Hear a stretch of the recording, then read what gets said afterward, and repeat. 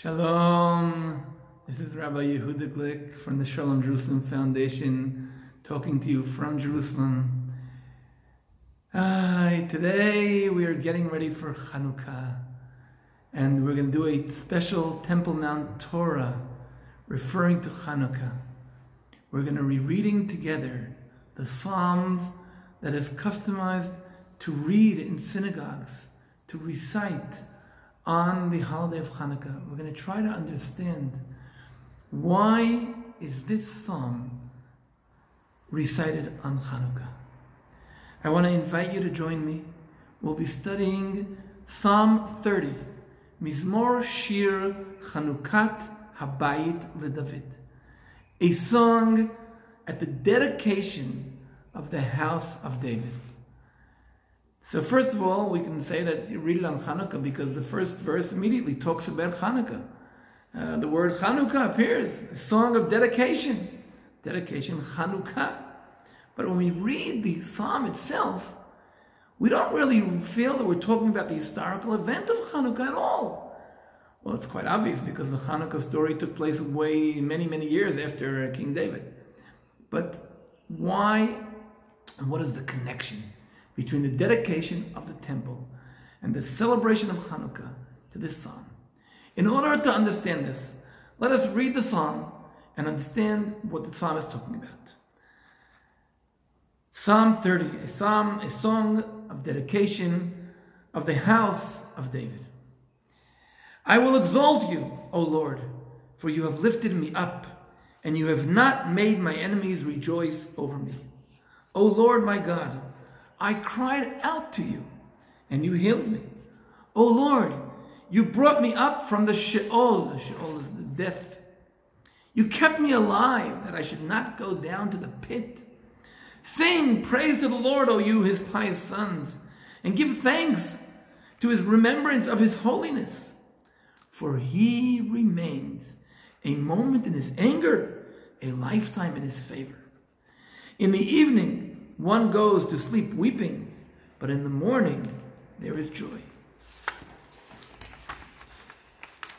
But I said in my prosperity, I will never stumble. O Lord, by your favor, you made my mountain stand strong. You hid your face, and I was dismayed. I cried to you, O Lord, and to the Lord I made supplication. What profit is there in my blood? When I go down to the pit, shall the dust give you thanks? Shall it declare your truth? Hear, O Lord, and be gracious to me. O Lord, be my helper. You turned for me my mourning into dancing. You loosened my sackcloth and girded me with gladness. Therefore, glory will sing praise to you, and I will not be silent. O Lord, my God, I will give thanks to you forever. So, as you hear, we're talking about a Thanksgiving psalm, but there are many of those. This is not the only Thanksgiving psalm in the book of Psalms. There are several others like it. Some of them are national or communal psalms of Thanksgiving. Others, like ours, are individual psalms of Thanksgiving. There are also several additional psalms of Thanksgiving outside the book of Psalms. Hannah, beginning of Samuel, Jonah, in the book of Jonah, and the King Chizkiah. King Chizkiah, in the time of Isaiah, he said psalm of thanks. So what is unique about this psalm, Psalm 30, in comparison to other Thanksgiving psalms in the book of Psalms and elsewhere? In order to this question, I think we must understand the structure of this psalm. This psalm is a vigorous psalm of thanksgiving, in which the psalmist expresses his gratitude. He expresses his gratitude to God for saving him from the danger of death, and for the fact that his deliverance involved a speedy and radical turn of the events. What are the characteristic components of an individual psalm of thanksgiving? We have many Thanksgiving psalms in the Bible, in the book of Psalms, but there are special, unique components that immediately help you characterize a psalm as a psalm of thanksgiving. There appear to be 4 features, each of which is found in our psalm. The first, a retelling of the individual's deep distress. The person describes how he was in distress, he was suffering. Then we have an account of his calling out to God for salvation. Then we have the third component, is a description of God's answer, the deliverance of the petitioner. Finally, an expression of thanksgiving to God for answering his prayers and saving him from his trouble. So again, 4 parts in every Thanksgiving psalm. The retelling of the story, the calling out of salvation to God, the description of God's answer, and the expression of thanks. Of course, these components, they do not appear in the Psalms of Thanksgiving in the chronological order, or if not even the logical order presented here. The point of departure usually in a Thanksgiving psalm is the stage of the Thanksgiving for the deliverance, the 4th component. However, in order for the psalmist's expression of gratitude to be well reasoned, in order for him to explain why he's giving his gratitude, the psalm, by its very nature, must relate to the description of the distress, to the calling out to God, and to the salvation. So in our psalms, already in the first 4 verses, we happen to have all of these components. What do we see? In verse 2, he calls out, I will exalt you, O Lord, for you have lifted me, expressing of thanks, and you have not made my enemies rejoice. So God lifted him, God did not make his enemies rejoice. O Lord, I cried out to you, he cried out, and you healed me. O Lord, you brought me up from the Sheol. So here already in the first 4 verses of the Psalms, we already hear all the different components. So what is the rest? What are the other verses of this Psalm talking about? So here's what is fascinating in this Psalm. In verse 5, there is a clear change in the nature of the thanksgiving. The psalmist not only expresses his thanks to God, he turns to God's pious ones and he addresses them in 2nd person. And God is now referred to in the 3rd person. If at first he's talking to, I will extol you, in verse 5, he talks to the pious Jews, and he says to them, sing praise to the Lord, O you, his pious sons, and give thanks to the remembrance of his holiness. So after thanking God, after talking to God and extolling to God in the 2nd person, he talks to the pious sons, and he says, you praise God also. So we're not dealing here with a lower level of thanksgiving. On the contrary, the thanksgiving expands from the individual to the wider community, God's pious ones. And this community is called upon to sing and praise and give thanks to God for his rescue of the psalmist. Verse 6, what happens in verse 6? For, what does it say here? For he remains a moment in anger, a lifetime in his favor. For key is the word that it always explains the reasoning, the because.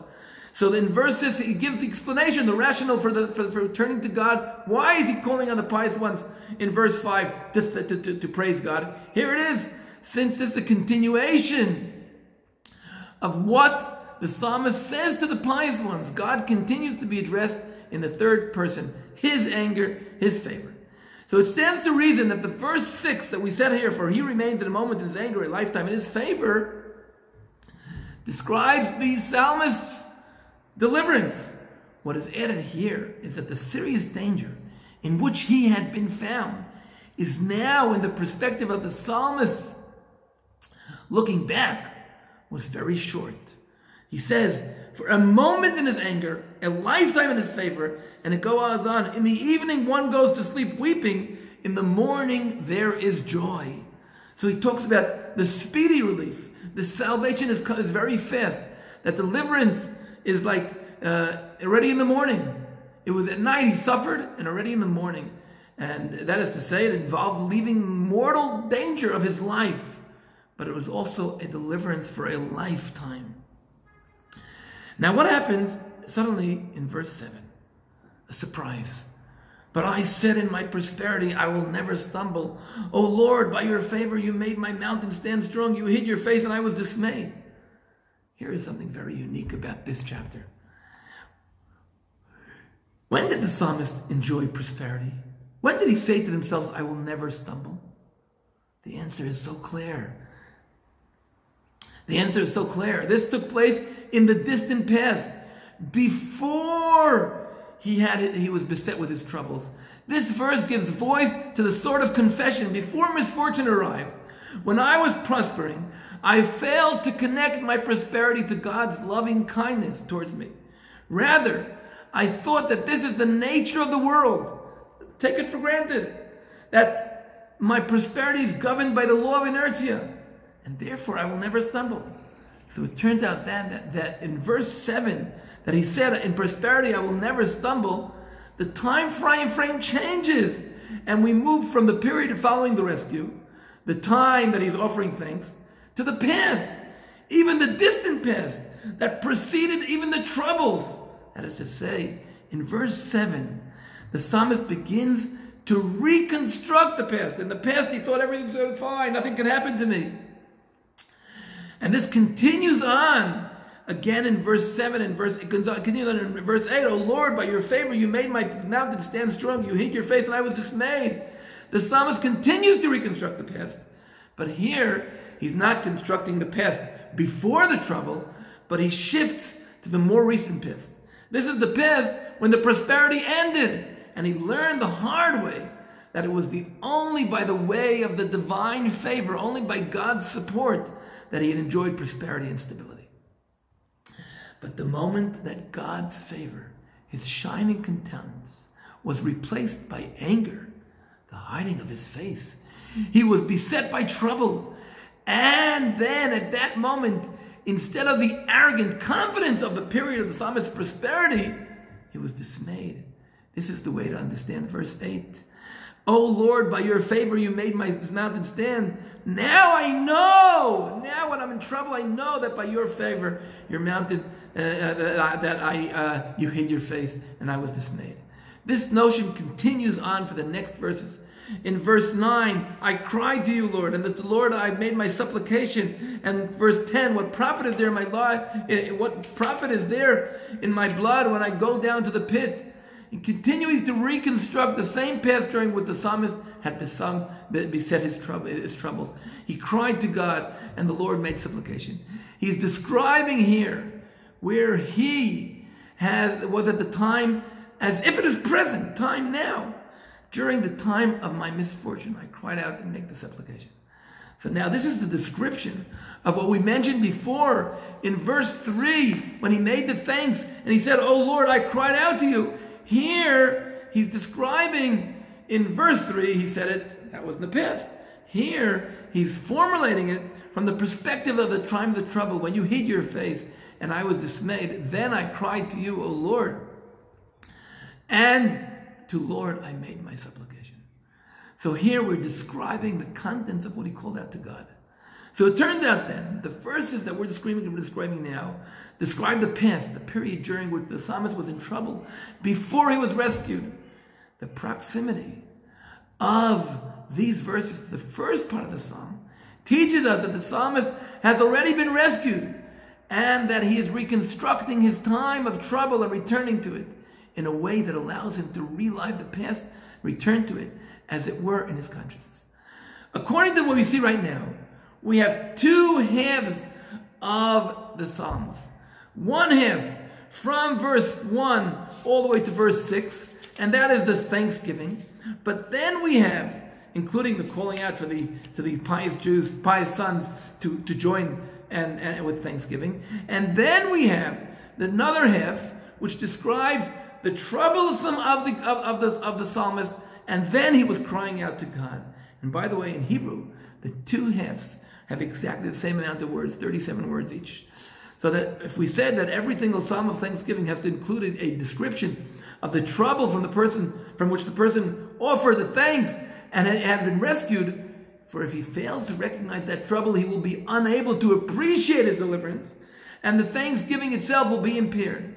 But the trouble in a Thanksgiving psalm is usually described from the perspective of after the deliverance. Here, the uniqueness of our psalm is that it does not content itself only with the description of the trouble, that it is incidental to the words of thanksgiving as in the first half. It devotes the second half to the period of trouble, and in this half we return to that period not as a past that is gone, but as a present now occurring right now.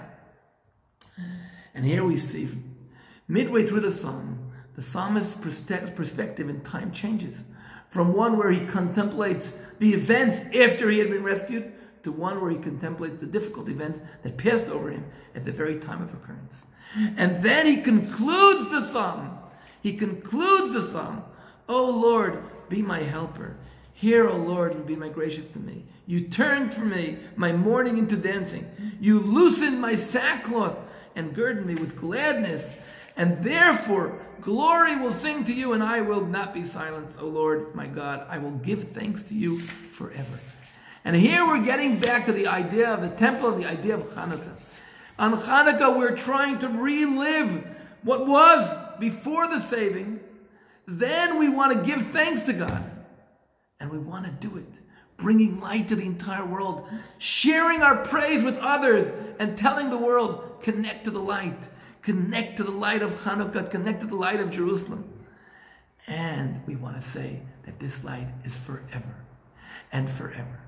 So we're bringing ourselves back, and we're even repenting that before the save, the salvation, God, we thought we took everything for granted. We thought the temple was for granted. And then after salvation, we understood that the salvation is from God. And therefore, what we can say now is that on the holiday of Hanukkah, we will praise God and remember the past, and we will continue the future. And this is the uniqueness of Psalm 30.